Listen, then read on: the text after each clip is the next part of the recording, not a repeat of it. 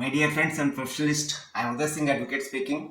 ನೀವೆಲ್ಲರೂ ಸಹ ನನ್ನ ಚಾನಲನ್ನು ನೋಡ್ತಾ ಇದ್ದೀರಿ ಅಂತ ನಾನು ಅಂದ್ಕೊಂಡಿದ್ದೀನಿ. ಶೇರ್ ಮಾಡಿ, ಲೈಕ್ ಮಾಡಿ, ಕಮೆಂಟ್ ಮಾಡಿ ಮತ್ತು ನನ್ನ ಚಾನಲ್ಗೆ ಇನ್ನೂ ಯಾರ್ಯಾರು ಸಬ್ಸ್ಕ್ರೈಬ್ ಆಗಿಲ್ಲ ದಯವಿಟ್ಟು ನೀವೆಲ್ಲರೂ ಸಬ್ಸ್ಕ್ರೈಬ್ ಆಗಬೇಕಂತ ಕೇಳ್ಕೊಳ್ತಾ ಇವತ್ತು ನಾನು ಇನ್ನೊಂದು ವಿಷಯವಂತ ಇಟ್ಕೊಂಡು ನಿಮ್ಮ ಮುಂದೆ ಬಂದಿದ್ದೀನಿ. ಇವತ್ತು ನಾನು ಆಯ್ಕೆ ಮಾಡ್ಕೊಂಡಿರ್ತಕ್ಕಂಥ ವಿಷಯ ಅಂತಂದ್ರೆ, ಅಣ್ಣ ಗಳಿಸಿದ ಸ್ವಯಾರ್ಜಿತ ಆಸ್ತಿಯಲ್ಲಿ ತಮ್ಮ ಅಥವಾ ಅಕ್ಕ ತಂಗಿಯರು ಪಾಲು ಕೇಳಲು ಅವಕಾಶ ಇದೆಯಾ ಅಥವಾ ಪಾಲು ಕೇಳಬಹುದೇ?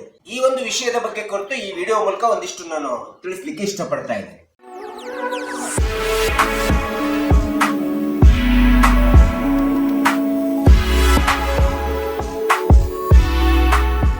ಸೊ ಬಹಳಷ್ಟು ಜನಕ್ಕೆ ಒಟ್ಟು ಕುಟುಂಬದ ಆಸ್ತಿ ಒಳಗಡೆ ಇರುವಂತ ಸಂದರ್ಭದಲ್ಲಿ ಅಥವಾ ಪಿತ್ರಾರ್ಜಿತ ಆಸ್ತಿ ಒಳಗಡೆ ಇರ್ತಕ್ಕಂಥ ಸಂದರ್ಭದಲ್ಲಿ ಅಣ್ಣ ಗಳಿಸಿದ ಆಸ್ತಿ ಒಳಗಡೆ ತಮ್ಮಂದಿರು ಅಕ್ಕ ತಂಗಿಯರು ಪಾಲು ಕೇಳಬಹುದೇ ಎಂಬತಕ್ಕಂಥದ್ದು ಪ್ರಶ್ನೆ ಇವತ್ತು ಬಹಳಷ್ಟು ಸಾರ್ವಜನಿಕರಲ್ಲಿ, ಕುಟುಂಬಗಳಲ್ಲಿ, ಕಕ್ಷಿದಾರರಿಗೆ ಒಂದು ಪ್ರಶ್ನೆಯಾಗಿ ಉಳಿದಿದೆ. ಸೊ ಇದನ್ನ ನಾವು ನೋಡಿದಾಗ ಕಾನೂನಿನ ಪ್ರಕಾರ ಹೋದ್ರೆ ಕೇಳಲಿಕ್ಕೆ ಹಕ್ಕಿದೆ ಅಂತೇಳಿ ನಾವು ಹೇಳಬೇಕಾಗುತ್ತೆ. ಹಿಂದೂ ಅವಿಭಕ್ತ ಕುಟುಂಬ ಕಾಯ್ದೆ 1956ರಲ್ಲಿ ಏನು ಜಾರಿಗೊಂಡಿತೋ, ಆಸ್ತಿಗಳಲ್ಲಿ ಸಹಜವಾಗಿ ಎರಡು ವಿಧವಾಗಿರ್ತಕ್ಕಂಥ ಆಸ್ತಿ ವ್ಯವಸ್ಥೆಯನ್ನು ನಾವು ನೋಡ್ತೀವಿ. ಅದು ಪಿತ್ರಾರ್ಜಿತ ಆಸ್ತಿ ಮತ್ತು ಸ್ವಯಾರ್ಜಿತ ಆಸ್ತಿ ಅಂತೇಳಿ. ನಿಮಗೆ ಗೊತ್ತಿರೋ ಹಾಗೆ ಪಿತ್ರಾರ್ಜಿತ ಆಸ್ತಿ 3 ಅಥವಾ 4 ತಲೆಮಾರಿನಿಂದ ಬಂದಿರತಕ್ಕಂಥ ಆಸ್ತಿ ಆಗಿರ್ತದೆ. ಇಂಥ ಒಂದು ಆಸ್ತಿಯ ಮೇಲೆ ಕುಟುಂಬದ ಎಲ್ಲ ಸದಸ್ಯರಿಗೂ ಸಹ ಪಾಲು ಕೇಳುವಂತ ಹಕ್ಕು ಇರ್ತದೆ. ಇಂದು ಸಕ್ಸೆಷನ್ ಆಕ್ಟ್ 1956 ಒಳಗಡೆ ಇಂದು ಅನ್ಡಿವೈಡೆಡ್ ಫ್ಯಾಮಿಲಿ ಅಂತೇಳಿ ಬರ್ತದೆ, ಜಾಯಿಂಟ್ ಫ್ಯಾಮಿಲಿ ಪ್ರಾಪರ್ಟಿ ಅಂತೇಳಿ ಬರ್ತದೆ. ಯಾವಾಗ ಜಾಯಿಂಟ್ ಫ್ಯಾಮಿಲಿ ಪ್ರಾಪರ್ಟಿ ಅಥವಾ ಇಂದು ಅನ್ಡಿವೈಡೆಡ್ ಫ್ಯಾಮಿಲಿ ಪ್ರಾಪರ್ಟಿ ಅಂತೇಳಿ ಬಂದ ತಕ್ಷಣ ಒಂದೇ ಸೂರಿನಡಿ ಒಳಗಡೆ ಒಬ್ಬ ವ್ಯಕ್ತಿಯಿಂದ ಅಥವಾ ಸಾಮೂಹಿಕ ಕುಟುಂಬದ ಎಲ್ಲಾ ಸಾಮೂಹಿಕ ಸದಸ್ಯರು ಸೇರಿಕೊಂಡು ಒಂದೇ ಸೂರಿನ ಒಳಗಡೆ ಬದುಕಿ, ಅದು ಪಿತ್ರಾರ್ಜಿತ ಆಸ್ತಿ ಆಗಲಿ ಅಥವಾ ಸ್ವಯಾರ್ಜಿತ ಆಸ್ತಿ ಆಗಿರ್ಲಿ, ಆ ರೀತಿ ವೈಯಕ್ತಿಕವಾಗಿ ಮತ್ತು ಸಾಮೂಹಿಕವಾಗಿ ಕೂಡಿಕೊಂಡು ಒಂದು ಕುಟುಂಬದೊಳಗಡೆ ಆಸ್ತಿ ಏನಾದ್ರೂ ಗಳಿಸಿದ್ರೆ ಅಥವಾ ಆ ರೀತಿಯಾದಂತ ಒಟ್ಟು ಕುಟುಂಬದಲ್ಲಿ ದುಡಿಮೆಯಿಂದ ಆಸ್ತಿ ಗಳಿಸಿಕೊಂಡಿದ್ರೆ ಅಥವಾ ಆಸ್ತಿ ಗಳಿಸಿದ್ದರಿಂದ ಆ ಎಲ್ಲ ಒಂದು ಆಸ್ತಿಯ ಒಂದು ಗಳಿಕೆ ಮೂಲಾಧಾರ ಒಟ್ಟು ಕುಟುಂಬದ ಆದಾಯದ ಮೇಲೆ ಆಗಿದೆ ಅಂತೇಳಿ ನಾವು ಹೇಳ್ತೀವಿ. ಈ ರೀತಿಯಾಗಿ ಒಟ್ಟು ಕುಟುಂಬದ ಆದಾಯದಿಂದ ಗಳಿಸಿಕೊಂಡು ತನ್ನದೇ ಆದಂತ ಹೆಸರಿಗೆ ಮಾಡಿಕೊಂಡಿದ್ರು ಸಹ ಅದು ಸ್ವಯಾರ್ಜಿತ ಆಸ್ತಿ ಆಗೋದಿಲ್ಲ. ಅದು ಅಣ್ಣ ಹೆಸರಿಗಿರ್ಬೋದು, ತಮ್ಮ ಹೆಸರಿಗಿರ್ಬೋದು, ತಂಗಿ ಹೆಸರಿಗಿರ್ಬೋದು. ಅಂತ ಸಂದರ್ಭದಲ್ಲಿ ಅದನ್ನ ನಾವು ಒಟ್ಟು ಕುಟುಂಬದ ಆದಾಯದಿಂದ ಗಳಿಸಿಕೊಂಡಿರ್ತಕ್ಕಂಥ ಆಸ್ತಿ ಅಂತೇಳಿ ಆ ಕುಟುಂಬದ ಎಲ್ಲ ಸದಸ್ಯರಿಗೂ ಸಹ ಅಂತ ಒಂದು ಆಸ್ತಿಯ ಮೇಲೆ ಪಾಲು ಕೇಳುವಂತ ಹಕ್ಕು ಕಾನೂನಿನಲ್ಲಿ ಇರ್ತಕ್ಕಂಥದ್ದು ನಾವು. ಸೊ ಒಂದು ವೇಳೆ ಒಟ್ಟು ಕುಟುಂಬದಲ್ಲಿ ಇದ್ದು ಒಂದೇ ಸೂರಿನ ನಡಿಯಲ್ಲಿ ಬದುಕುತ್ತಿದ್ದು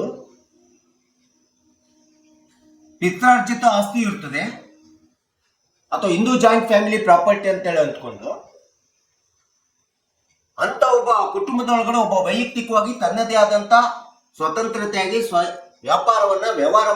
ವ್ಯವಹಾರವನ್ನು ಮಾಡಿ ಸ್ವಾಯತ್ತತೆಯಿಂದ ಸ್ವಇಚ್ಛೆಯಿಂದ ತನ್ನದೇ ಆದಂತ ಆಸ್ತಿಯನ್ನು ಗಳಿಸಿಕೊಂಡಂತ ಸಂದರ್ಭದಲ್ಲಿ ಆ ರೀತಿ ಗಳಿಸಿಕೊಂಡು ಸಹ ಒಟ್ಟು ಕುಟುಂಬದಲ್ಲಿ ಆ ಆಸ್ತಿಯನ್ನ ಸ್ವಪ್ರೇರಣೆ ಸ್ವಇಚ್ಛೆಯಿಂದ ಒಟ್ಟು ಕುಟುಂಬಕ್ಕೆ ಬಳಕೆ ಮಾಡ್ತಕ್ಕಂಥದ್ದು ಅಥವಾ ಒಟ್ಟು ಕುಟುಂಬದಲ್ಲಿ ಸೇರಿಸತಕ್ಕಂಥದ್ದು, ಕ್ಲಿಯರ್ ಇಂಟೆನ್ಷನ್ ಆಗಿ ಸೇರಿಸತಕ್ಕಂಥದ್ದು ಅಥವಾ ಸೇರ್ಪಡೆ ಮಾಡತಕ್ಕಂಥದ್ದು, ಒಟ್ಟು ಕುಟುಂಬದ ಆಸ್ತಿ ಒಳಗಡೆ ಪಿತ್ರಾರ್ಜಿತ ಆಸ್ತಿ ಒಳಗಡೆ ಸೇರ್ಪಡೆ ಮಾಡಿ ಬಳಕೆ ಆದಂತ ಸಂದರ್ಭದಲ್ಲಿ ಅದನ್ನ doctrine of blending joint family property ಅಂತೇಳಿ ಕರಿತೀವಿ. ಸೊ ಇಂಥ ಒಂದು doctrine of blending joint family property ಒಳಗಡೆ ಯಾವುದೇ ಸ್ವಯಾರ್ಜಿತ ಆಸ್ತಿ ಸೇರಿಕೊಂಡಂತ ಸಂದರ್ಭದಲ್ಲಿ ಅಂತ ಸಂದರ್ಭದಲ್ಲೂ ಸಹ ಅದು ಅಣ್ಣ ಗಳಿಸಿರ್ಲಿ, ತಮ್ಮ ಗಳಿಸಿರ್ಲಿ, ತಂಗಿ ಗಳಿಸಿರ್ಲಿ, ಯಾರೇ ಗಳಿಸಿರ್ತಕ್ಕಂಥ ಆಸ್ತಿಯ ಮೇಲೆ ಆ ಕುಟುಂಬದ ಸದಸ್ಯರು ಪಾಲು ಕೇಳುವಂತ ಹಕ್ಕು ಇರ್ತಕ್ಕಂಥದ್ದನ್ನ ನಾವು ನೋಡ್ತೀವಿ. ಸೊ ಈ ರೀತಿ ಆದಂತ ಒಂದು ಪಾಲು ಕೇಳದೆ ಇರಬೇಕಾದ್ರೆ ಆ ರೀತಿ ಒಟ್ಟು ಕುಟುಂಬದಲ್ಲಿದ್ದು ತಾನು ಗಳಿಸಿದ ಆಸ್ತಿ ಒಟ್ಟು ಕುಟುಂಬದ ಆದಾಯದ ಆರ್ಥಿಕ ಸಹಾಯವಿಲ್ಲದೆ ನಾನೇ ಸ್ವಯಾರ್ಜಿತವಾಗಿ ಗಳಿಸಿರ್ತಕ್ಕಂಥ ಆಸ್ತಿ ಎಂಬತಕ್ಕಂಥದ್ದನ್ನ ದಾಖಲೆಗಳ ಮೂಲಕ ಅಥವಾ ವ್ಯವಹಾರ ಮಾಡಿದಂತ ದಾಖಲಾತಿಗಳ ಮೂಲಕ ಅಥವಾ ನೌಕರಿ ಉದ್ಯೋಗ ಮಾಡಿದಂತ ದಾಖಲಾತಿಗಳ ಮೂಲಕ ತೋರಿಸಬೇಕಾಗುತ್ತೆ. ಅದು ಮನೆ ಇರ್ಬೋದು, ಮೊಬೈಲ್ ಪ್ರಾಪರ್ಟಿ ಇರ್ಬೋದು, ಇಮ್ಮೊಬೈಲ್ ಪ್ರಾಪರ್ಟಿ ಇರ್ಬೋದು, ಹಣ ಇರ್ಬೋದು, ಬಂಗಾರ ಇರ್ಬೋದು, ಒಡವೆ ಇನ್ನೇನೇ ಇರ್ಬೋದು. ಇದೆಲ್ಲದರ ಮೇಲೆ ಒಂದು ವೇಳೆ ಆ ರೀತಿಯಾದಂತ ಸ್ವಯಾರ್ಜಿತ ಆಸ್ತಿ ಇದು ನಾನು ಗಳಿಸಿರ್ತಕ್ಕಂಥದ್ದನ್ನು ಸ್ವಂತ ದುಡಿಮೆಯಿಂದ ಗಳಿಸಿರ್ತಕ್ಕಂಥದ್ದನ್ನು ದಾಖಲೆಗಳಲ್ಲಿ ತೋರಿಸಿಲ್ಲ ಅಂದಾಗ ಸಹಜವಾಗಿ ತೋರಿಸಿದಾಗ ಅದು ಸ್ವರ್ಜಿತ ಆಗ್ತದೆ. ಒಂದು ವೇಳೆ ತೋರಿಸಿದ್ದಂಥ ಸಂದರ್ಭದಲ್ಲಿ ಅದನ್ನು ಸಹ ಅಂತ ಒಂದು ಆಸ್ತಿಯ ಮೇಲೂ ಸಹ ಮನೆಯ ಸದಸ್ಯರೆಲ್ಲರೂ ಸಹ ಪಾಲನ್ನು ಕೇಳುವಂತ ಹಕ್ಕನ್ನು ನಾವು ನೋಡ್ತೀವಿ. ಯಾವುದೇ ಒಂದು ಸ್ವಯಾರ್ಜಿತವಾಗಿ ಗಳಿಸಿರ್ತಕ್ಕಂಥ ಆಸ್ತಿ ಮೇಲೆ ಈ ಒಂದು ಆಸ್ತಿ ನಾನು ಒಟ್ಟು ಕುಟುಂಬದ ಪಿತ್ರಾರ್ಜಿತ ಆಸ್ತಿಯ ಆದಾಯಕ್ಕೆ ಹೊರತುಪಡಿಸಿ ನನ್ನದೇ ಆದಂತ ಸ್ವಂತ ಆರ್ಥಿಕ ಆದಾಯದ ಮೇಲೆ ಯಾವುದೇ ಕುಟುಂಬದ ಆರ್ಥಿಕ ಸಹಾಯವಿಲ್ಲದೆ ನನ್ನದೇ ಸ್ವಂತ ಆರ್ಥಿಕ ಆದಾಯದ ಮೇಲೆ ನಾನು ಗಳಿಸಿರ್ತಕ್ಕಂಥ ಆಸ್ತಿ ಅಂತೇಳಿ ದಾಖಲೆಗಳು ಸ್ಪಷ್ಟವಾಗಿ ಹೇಳಬೇಕಾಗುತ್ತೆ.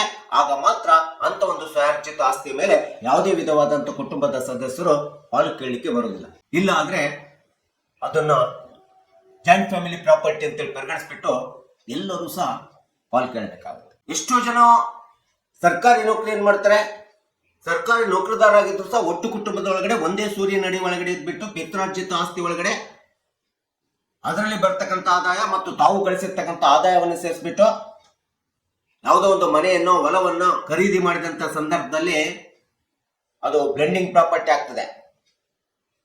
ಒಂದೇ ಸೂರ್ಯನ ಅಡಿಯಲ್ಲಿದ್ದು ನೌಕರಿ ಮಾಡ್ತಿದ್ರು ಸಹ, ಆದ್ರೆ ಅದೇ ನೌಕರಿ ಎಂಬತಕ್ಕಂಥದ್ದನ್ನ ನೌಕರಿ ಆ ಒಂದು ಹುಟ್ಟಿದಂತ ತವರು ಊರಿನಲ್ಲಿ ಇರದೆ ಒಂದೇ ಸೂರ್ಯನ ಅಡಿಯಲ್ಲಿ ಇರದೆ ಹೊರಗಡೆ ಎಲ್ಲೋ ಹೋಗ್ಬಿಟ್ಟು ತಾವು ಬಾಡಿಯವನೇನೋ ಅಥವಾ ನೌಕರಿ ಮಾಡ್ಕೊಳ್ತಾ ಆ ಆದಾಯದಿಂದ ನೌಕರಿಯಿಂದ ಬಂದಂತ ಆದಾಯದಿಂದ ನೀವು ಸ್ವಂತ ಮನೆಯನ್ನು ಕಟ್ಕೊಂಡಾಗ ಆ ರೀತಿಯಾದಂತ ಸ್ವಯಾರ್ಜಿತವಾಗಿ ಆಸ್ತಿಯನ್ನು ಗಳಿಸಿಕೊಂಡಾಗ ಆ ರೀತಿಯಾದಂತ ದಾಖಲಾತಿಗಳಿಂದ ಕೂಡಿರ್ತಕ್ಕಂಥ ಸ್ವಯಾರ್ಜಿತ ಆಸ್ತಿಯ ಮೇಲೆ ಯಾವುದೇ ವಿಧವಾದಂತ ಹಕ್ಕು ಉಳಿದ ತಮ್ಮರಿಗಾಗ್ಲಿ ಅಕ್ಕ ತಂಗಿಯರಿಗಾಗ್ಲಿ ಅಣ್ಣ ತಮ್ಮರಿಗಾಗ್ಲಿ ಇರ್ಲಿಕ್ಕೆ ಸಾಧ್ಯವಿಲ್ಲ. ಬೇರೆ ಊರಿನಲ್ಲಿದ್ದು ನೌಕರಿ ಮಾಡಿ ಗಳಿಸಿಕೊಂಡಂತ ಆಸ್ತಿ ಮೇಲೆ ಯಾವುದೇ ವಿಧವಾದಂತ ಸ್ವಯಾರ್ಜಿತ ಆಸ್ತಿ ಮೇಲೆ ಬೇರೆ ಸದಸ್ಯರ ಯಾರು ಸಹ ಹಕ್ಕು ಇರ್ಲಿಕ್ಕೆ ಸಾಧ್ಯ ಆಗುವುದಿಲ್ಲ. ಯಾಕಂದ್ರೆ that is A purely self occurred property ಅಂತೇಳಿ ದಾಖಲೆಗಳು ಹೇಳ್ತವೆ ಮತ್ತು ಆದಾಯದ ಮೂಲ ಕೂಡ ತೋರಿಸಿಕೊಡ್ತದೆ. ಇದು ನನ್ನ ಸ್ವಯಾರ್ಜಿತವಾಗಿ ಗಳಿಸಿದಂತ ಆಸ್ತಿ ಅಂತೇಳಿ ತೋರಿಸ್ಕೊಡ್ತದೆ. ಆದ್ರೆ ಇಂಥ ಒಂದು ಪಿತ್ರಾರ್ಜಿತ ಅಥವಾ ಸ್ವಯಾರ್ಜಿತ ಆಸ್ತಿ ಆಗಲಿ, ಆನ್ಸಿಸ್ಟರ್ ಪ್ರಾಪರ್ಟಿ ಅಥವಾ ಸೆಲ್ಫ್ ಅಕರ್ಡ್ ಪ್ರಾಪರ್ಟಿ ಮೇಲೆ ಆಗಲಿ ಯಾವಾಗ ಆಸ್ತಿ 3-4 ತಲೆಮಾರಿನಿಂದ ಅಥವಾ ಜಾಯಿಂಟ್ ಫ್ಯಾಮಿಲಿ ಪ್ರಾಪರ್ಟಿ ಒಳಗಡೆ ಬ್ಲೆಂಡಿಂಗ್ ಆಗಿರ್ತದೆ ಅಂತ ಸಂದರ್ಭದೊಳಗಡೆ ಇಡೀ ಒಟ್ಟು ಕುಟುಂಬದ ಆಸ್ತಿ ಅಂತೇಳಿ ಪರಿಗಣಿಸ್ಬಿಟ್ಟು ಗಂಡು ಮತ್ತು ಹೆಣ್ಣು ಮಕ್ಕಳಿಗೆ ಸಮಾನವಾಗಿ ಹಂಚಿಕೆ ಮಾಡಬೇಕಾಗುತ್ತೆ. ಈ ರೀತಿ ಸಮಾನವಾಗಿ ಹಂಚಿಕೆ ಆಗುವಂತ ಪಿತ್ರಾರ್ಜಿತ ಅಥವಾ ಸ್ವಯಾರ್ಜಿತ ಆಸ್ತಿ ಒಳಗಡೆ ಕಾನೂನಿನ ಪ್ರಕಾರ ಈಗ ಬದಲಾದಂತ ಒಂದು ಹಿಂದೂ ಸಕ್ಸೆಷನ್ ಆಕ್ಟ್ ಕಾನೂನಿನ ಕಾಯ್ದೆ ಬದಲಾದಂತ ಕಾಯ್ದೆ ಪ್ರಕಾರ, ತಿದ್ದುಪಡಿಯಾದಂತ ಕಾಯ್ದೆ ಪ್ರಕಾರ ನಾವು ಆಸ್ತಿ ತೆಗೆದುಕೊಳ್ಳುವಂತ ಸಂದರ್ಭದಲ್ಲಿ ನಮ್ಮ ಪಾಲಿನ ಆಸ್ತಿ ಜೊತೆಗೆ ಸಮಾನವಾಗಿ ಆಸ್ತಿ ಮೇಲೆ ಇರ್ತಕ್ಕಂಥ ಕುಟುಂಬದ ಸಾಲವನ್ನು ತೆಗೆದುಕೋಬೇಕಾಗುತ್ತೆ. ಸೊ ಅಸೆಟ್ಸ್ ಮತ್ತು ಲಯಬಿಲಿಟೀಸ್ ಈಕ್ವಲ್ ಆಗಿ ಹಂಚಿಕೆ ಆಗುತ್ತಕ್ಕಂಥದ್ದನ್ನ ನಾವು ನೋಡ್ತಾ ಇದ್ದೀವಿ. ಹೀಗೆ ಯಾವುದೇ ಒಂದು ಅಣ್ಣ ಗಳಿಸಿದ ಆಸ್ತಿ ಇರ್ಬೋದು, ಇನ್ಯಾರೇ ಗಳಿಸಿರ್ತಕ್ಕಂಥ ಸ್ವಯಾರ್ಜಿತ ಆಸ್ತಿ ಇರ್ಬೋದು, ಇಂಥ ಒಂದು ಆಸ್ತಿಯ ಮೇಲೆ ಅದು ಪಿತ್ರಾರ್ಜಿತ ಆಸ್ತಿ ಒಳಗಡೆ ಸೇರ್ಕೊಂಡಿತ್ತು ಅಂದ್ರೆ ಅವ್ರ ಜೊತೆಯಲ್ಲಿದ್ದು ಗಳಿಸಿದ್ರು ಅಂದ್ರೆ ಯಾರು ಬೇಕಾದ್ರೂ ಸಹ ಲೀಗಲ್ ಏಡ್ಸ್ ಪ್ರಕಾರ ಮತ್ತು ಕಪಾರ್ಷನರಿ ಲಾ ಪ್ರಕಾರ, ಹಿಂದೂ ಅನ್ಡಿವೈಡೆಡ್ ಫ್ಯಾಮಿಲಿ ಪ್ರಕಾರ ಅಥವಾ ಜಾಯಿಂಟ್ ಫ್ಯಾಮಿಲಿ ಪ್ರಾಪರ್ಟಿ ಪ್ರಕಾರ ಕುಟುಂಬದ ಎಲ್ಲ ಸದಸ್ಯರು ಸಹ ಅದು ಅಣ್ಣ ಗಳಿಸಿರ್ತಕ್ಕಂಥ ಆಸ್ತಿಯಲ್ಲಿ ಇನ್ಯಾವುದೇ ಆಸ್ತಿ ಇರಲಿ ಪಾಲು ಕೇಳಲಿಕ್ಕೆ, ಶೇರ್ ಕೇಳಲಿಕ್ಕೆ ಅವರಿಗೆ ಹಕ್ಕಿದೆ ಎಂಬತಕ್ಕಂಥದ್ದನ್ನ ನಾವು ನೀವುಗಳೆಲ್ಲರೂ ಸಹ ತಿಳ್ಕೋಬೇಕು ಮತ್ತು ಕಕ್ಷಿದಾರಿಗೆ ಸಾರ್ವಜನಿಕರಿಗೆ ಗೊತ್ತಾಗಬೇಕು ಎಂಬತಕ್ಕಂಥ ಹಿನ್ನೆಲೆಯನ್ನು ಇಟ್ಕೊಂಡು ಈ ವಿಡಿಯೋನ ಮಾಡಿದ್ದೀನಿ. ದಯವಿಟ್ಟು ಈ ವಿಡಿಯೋ ಇಷ್ಟ ಆಗಿದ್ರೆ ಶೇರ್ ಮಾಡಿ, ಲೈಕ್ ಮಾಡಿ, ಕಮೆಂಟ್ ಮಾಡಿ ಮತ್ತು ನನ್ನ ಚಾನೆಲ್ಗೆ ಇನ್ನೂ ಯಾರ್ಯಾರು ಸಬ್ಸ್ಕ್ರೈಬ್ ಆಗಿಲ್ಲ ದಯವಿಟ್ಟು ಸಬ್ಸ್ಕ್ರೈಬ್ ಆಗಬೇಕಂತ ಕೇಳ್ಕೊಳ್ತಾ ಇವತ್ತಿನ ವಿಷಯಕ್ಕೆ ವಿರಾಮವನ್ನು ಹೇಳ್ತೀನಿ. ನಾನು ಇನ್ನೊಂದು ವಿಷಯವನ್ನು ತೆಗೆದುಕೊಂಡು ನಿಮ್ಮ ಮುಂದೆ ಬರ್ತೀನಿ. ಜೈ ಹಿಂದ್, ಜೈ ಕರ್ನಾಟಕ.